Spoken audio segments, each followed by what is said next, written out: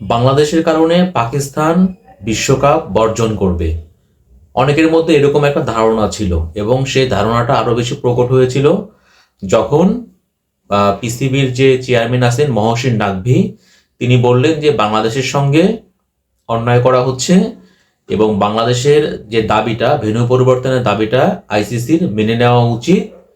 এরপরে তিনি বললেন কি যে আমরা আমাদের সরকারের সঙ্গে চিন্তা করে আমাদের সিদ্ধান্ত পুনর্বিবেচনা করব। মহসিন নাকভি পিসিবি চেয়ারম্যান যখন এরকম একটা মন্তব্য করলেন, তখন কিন্তু বাংলাদেশের অনেকেই আসলে ধরেই নিয়েছিলেন যে হয়তোবা আসন্ন টি-20 বিশ্বকাপটা পাকিস্তানও খেলবে না, তারাও বাংলাদেশের মতো বর্জন করবে। আমি আসলে বাংলাদেশের ক্ষেত্রে বর্জন করার কথাই বলবো আমি, কারণটা হচ্ছে যে আইসিসি তো সব রকমের চেষ্টাই করেছিল বাংলাদেশকে বিশ্বকাপ খেলানোর জন্য, কিন্তু যেহেতু ভারতের মাটিতে বাংলাদেশের নিরাপত্তার শঙ্কা আছে, এজন্যই বাংলাদেশ থেকে সবসময় একটা কথা বলা হয়েছে আমরা বিশ্বকাপ খেলতে চাই, এবং সেটা হচ্ছে শ্রীলঙ্কার মাটিতে। এই কারণে শেষ পর্যন্ত বাংলাদেশের কিন্তু বিশ্বকাপটা খেলা হচ্ছে না।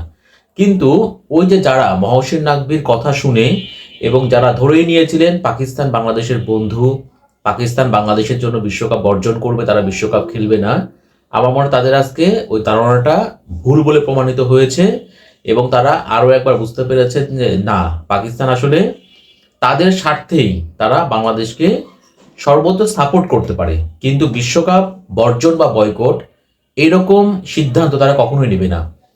দেখেন, পাকিস্তান কিন্তু হাইব্রিড যে মডেলটা, এটা মেনে নিয়ে তারা কিন্তু সবসময় ভারতের সঙ্গে ম্যাচ খেলে থাকে। এখন যদি এই বিশ্বকাপটা তারা না খেলে, তাহলে পরে তাদের যে আর্থিক ক্ষতি হবে এটা কিন্তু অকল্পনীয়। আপনাদের অনেকেই জানেন যে পাকিস্তান ক্রিকেট বোর্ড তারা কিন্তু আর্থিকভাবে রীতিমতো ধুঁকছে।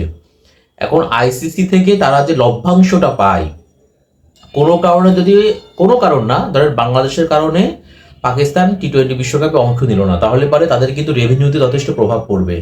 আবার আপনারা সবাই একটা জিনিস জানেন, বিশ্বকাপে অংশগ্রহণের জন্য একটা কিন্তু অংশগ্রহণ ফি আছে। এর পাশাপাশি আপনার খেলোয়াড়দের প্রাইজ মানি থেকে শুরু করে ম্যাচ ফি, এগুলো তো হচ্ছে ভিন্ন ব্যাপার, খেলোয়াড়দের ব্যক্তিগত ইনকাম, কিন্তু আপনার অংশগ্রহণ ফি, এরপরে ধাপে ধাপে কিন্তু আরো অর্থের পরিমাণটা কিন্তু বাড়ে। পাশাপাশি পাকিস্তানের যেসব টিভি চ্যানেল আপনার হচ্ছে এই বিশ্বকাপটা সরাসরি দেখাবে, তাদেরও কিন্তু ইনকামের ব্যাপার আছে।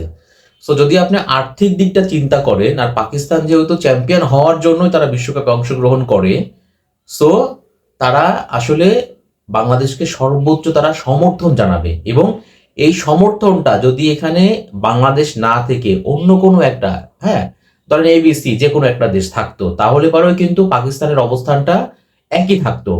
ওই যে ভোটাভুটিটা হয়েছে না, কারণ এর আগে বাংলাদেশ দলের বিশ্বকাপের খেলা নিয়ে যে ভোটাভুটি একটা করলো আইসিসি, সেখানে তো 16টা দেশের যে প্রধান তারা উপস্থিত ছিল ভার্চুয়াল আর কি মিটিং এ।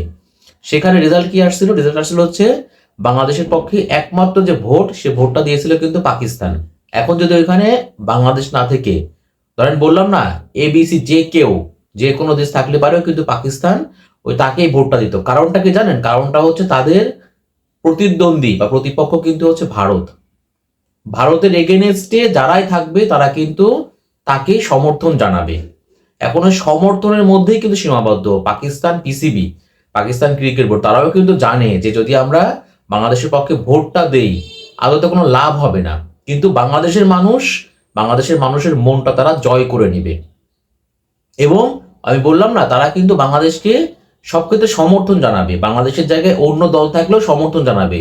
সমর্থন জানাবে এই পর্যন্তই, মানে ভারতের এগেনস্টে যা হবে, ভারতের এগেনস্টে যে দলে দাঁড়াবে, পিসিবি সমর্থন তার দিকে থাকবে। এটা হচ্ছে একটা ভূ রাজনীতি আপনারা বলতে পারেন আর কি। পাকিস্তান ভারতের কি সম্পর্ক এটা আপনারা সবাই জানেন, এবং তারই প্রতিক্রিয়া বা তারই পরিপ্রেক্ষিতে পিসিবি কিন্তু অলওয়েজ এরকম সিদ্ধান্তই নিবে। পাকিস্তান সর্বোচ্চ করতে পারে কি জানেন? এরকম ভোটাভুটিতে বাংলাদেশের পক্ষে ভোট দিতে পারে, বাংলাদেশের পক্ষে কথা বলতে পারে, যেরকম কথা তারা বলেছে যে বাংলাদেশের সঙ্গে অন্যায় করা হচ্ছে, হ্যাঁ, যেমন ভারত পাকিস্তান যেমন অন্য দেশে খেলে, বাংলাদেশকে এরকম সুযোগ দেওয়া উচিত, আইসিসি কেন এরকম দ্বিনীতি আচরণ করতেছে, এরকম কথা তারা কিন্তু বলছে। এবং লাস্ট এই কথাও তারা বলছে, সরকারের সঙ্গে আমরা সিদ্ধান্ত করে বিশ্বকাপে খেলার ব্যাপারে আমরা মানে পুনর্বিবেচনা করব। অথচ দেখেন 24 ঘন্টারও কম সময়ের মধ্যে আজকেই তারা আবার বিশ্বকাপের জন্য দল ঘোষণা করে দিছে, টি-20 বিশ্বকাপ। তার মানে পাকিস্তান কিন্তু বিশ্বকাপটা বয়কট করলো না, তারা কিন্তু বর্জন করলো না, তারা কিন্তু বিশ্বকাপে যাচ্ছে, তারা কিন্তু বিশ্বকাপ খেলবে। না খেলে তারা আর্থিক ক্ষতির মুখে পড়বে। বাংলাদেশের জন্য তারা কেন এরকম ঝুঁকি নিবে? আর তারা তো চ্যাম্পিয়ন হতে চায়, তারা চ্যাম্পিয়ন হওয়ার টিম, তাদের লক্ষ্য থাকে বিশ্বকাপ জেতা। এখন তারা বড়জোর বাংলাদেশকে এরকম সিচুয়েশনে সমর্থন করবে। আর একটা কাজ করতে পারে কি, তারা বাংলাদেশ সফর করবে, বাংলাদেশ দলকে পাকিস্তানে আমন্ত্রণ জানাবে, মানে বাংলাদেশের সঙ্গে তারা দ্বিপাক্ষিক সিরিজগুলো খেলবে। বাট আলটিমেটলি বাংলাদেশের জন্য পাকিস্তান বিশ্বকাপের মতো টুর্নামেন্টে তারা খেলবে না, টুর্নামেন্ট বর্জন করবে। আমার কাছে মনে হয় আজকের পর থেকে যারা ভেবেছিলেন, যারা ভাবতেন যে আসলেই বাংলাদেশের জন্য পাকিস্তান বিশ্বকাপ খেলবে না, আমার মনে হয় যে এর পরবর্তী থেকে ইন ফিউচার তারা কখনোই আর এইরকম ধারণা কখনো ভুলেও পোষণ করবেন না, বা পোষণ করা ঠিক হবে না যে আসলেই পাকিস্তান ক্রিকেট বোর্ড পিসিবি তারা বাংলাদেশের জন্য বিশ্বকাপ বর্জন করবে। এটা টোটালি আসলে ফেক, এবং শুধুমাত্র এই বাংলাদেশের মানুষের সমর্থন ভালোবাসা পাওয়ার জন্য তারা এই কৌশলটা অবলম্বন করেছে। এবং বাংলাদেশের বাইরে অন্য কোনো দল হলে পারেও ভারতের এগেনস্টে যা, তার সবকিছুর পক্ষে থাকবে পাকিস্তান। এটাই হচ্ছে ভাই ট্রু ফ্যাক্ট, এটাই হচ্ছে বাস্তবতা।